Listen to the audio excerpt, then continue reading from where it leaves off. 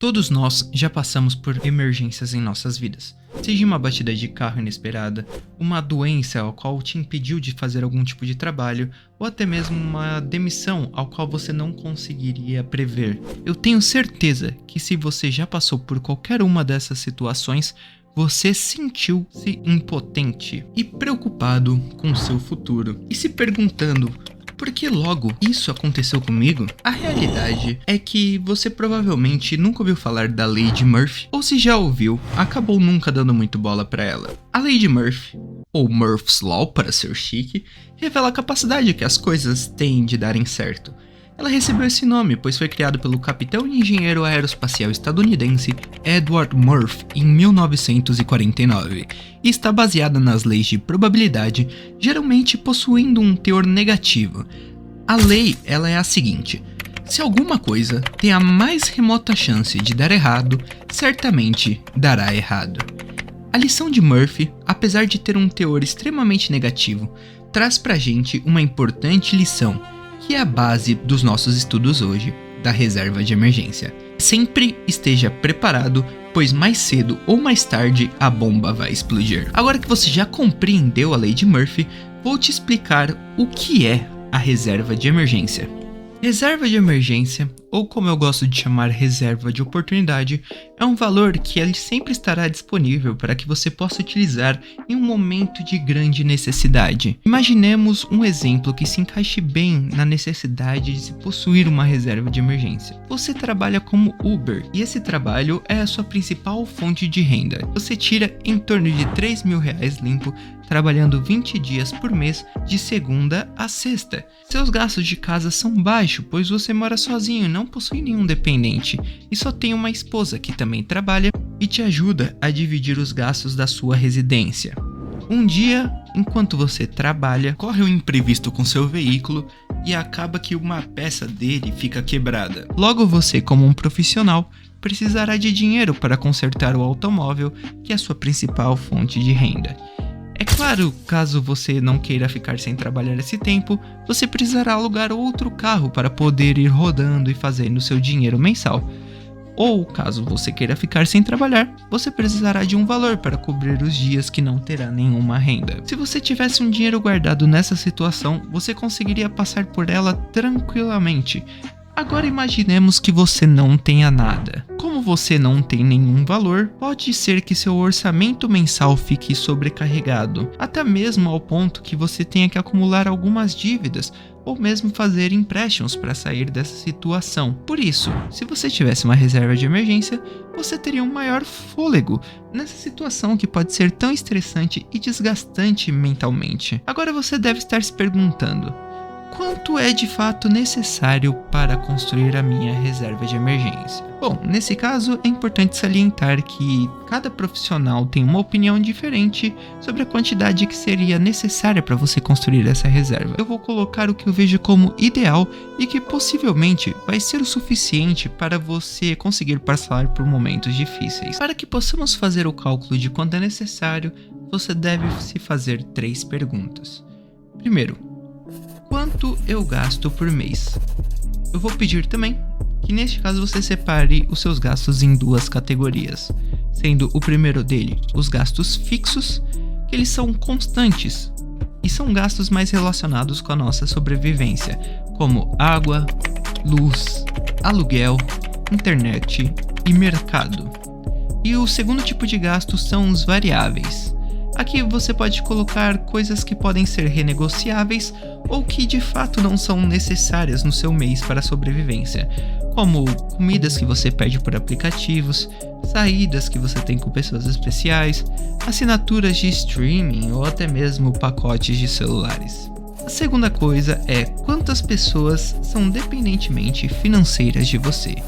Neste caso, eu quero que você considere apenas pessoas que não trazem nenhuma renda mensal e apenas são um gasto, no caso, com alimentação ou com outros tipos de despesas. E o terceiro ponto é quantas pessoas influenciam na renda da sua casa. Neste caso, você vai considerar a quantidade de pessoas que te ajudam a pagar as contas mensais e podem também te auxiliar em algum momento de alta necessidade, complementando ou até mesmo tomando a renda mensal da casa. Eu vou dar agora o que eu acredito ser o ideal.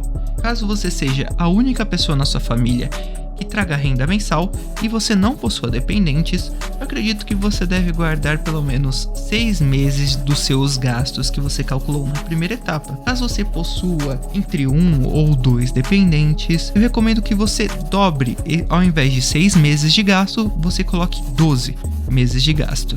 E no caso de ter 2 pessoas que ajudam, ou seja, um casal, você e a sua esposa, ou você e o seu pai, eu recomendo que você, caso não tenha dependentes novamente, guarde apenas 3 meses.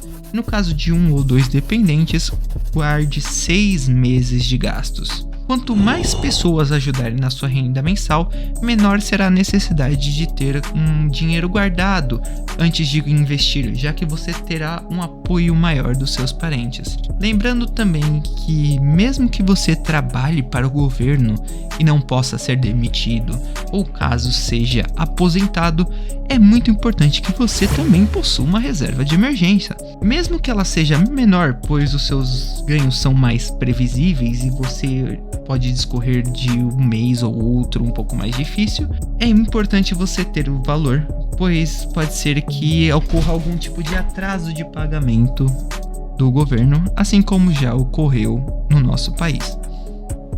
Veja essas matérias aqui que eu vou deixar. Agora que você já descobriu o quanto é necessário guardar, vamos para a próxima parte. Onde devo guardar o dinheiro da reserva de emergência? É fundamental entender que o dinheiro da nossa reserva deve estar em investimentos com alta liquidez. Nesses casos, a rentabilidade vai acabar sendo algo mais secundário, afinal de contas, precisamos deixar esse valor em ambientes que estejam seguros e de fácil acesso para qualquer tipo de emergência. É importante que este investimento tenha uma rentabilidade maior que a nossa inflação, pois não podemos perder o poder de compra, tornando nosso dinheiro, que poderia comprar 10 coisas, comprando apenas 9 futuramente. Portanto, eu recomendaria que investíssemos em algo que pagasse o CDI, seja 100% ou maior do que isso. Analisando os dados entre 2000 e 2022, é possível verificar que o CDI ganhou da inflação. Entre 2000 e 2022, pensando em 100% do CDI, ele teria retornado uma rentabilidade acumulada de 1.261%, que venceria a inflação acumulada, que foi apenas de 310%. Ou seja, devido às altas da taxa de juros básica do Brasil, que é a Selic, podemos observar que neste período, caso deixássemos a nossa reserva em algo que rendesse 100% do CDI, nós passaríamos dos 1.000 pontos percentuais de rentabilidade, ganhando astronomicamente da inflação. Lógico que é importante salientar que rentabilidade passada não é garantia de rentabilidade futura. Porém, analisando um período de 20 anos, a gente consegue ter uma noção básica de que pelo menos da inflação ele ganhará, ou pelo menos chegará perto. Essa parte aqui é destinada para depois que você já tenha concluído a sua reserva de emergência. Tentaremos gerenciá-la e manter ela da melhor forma possível para poder cumprir com a sua necessidade básica. Após você ter feito a sua reserva de emergência ou de oportunidade, é importante mantê-la com a quantidade necessária para cobrir os seus gastos pelo período estabelecido que você viu na tabela.